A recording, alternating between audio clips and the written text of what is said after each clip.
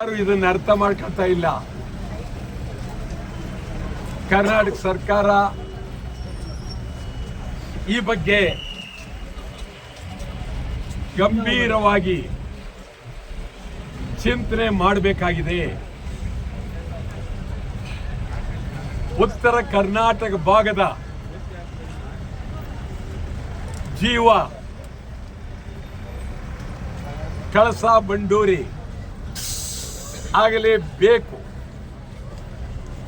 ಪ್ರಹ್ಲಾದ್ ಜೋಶಿ ಮೊದಲಿಂದಲೂ ಏನೇನೋ ಹೇಳ್ತಾ ಇದ್ದಾರೆ, ಕಳಸಾ ಬಂಡೂರಿ ಆಗಲಿಲ್ಲ. ಯಡಿಯೂರಪ್ಪ ಮುಖ್ಯಮಂತ್ರಿ ಆಗಿದ್ದಾಗ ಕಳಸಾ ಬಂಡೂರಿ ಆಗೋಯ್ತು.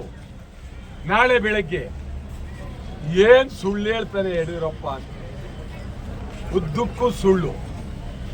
ಕರ್ನಾಟಕ ಸರ್ಕಾರ ಇದು ಕಾವೇರಿ ಮೇಲೆ ಇವರಿಗಿರುವ ಚಿಂತನೆ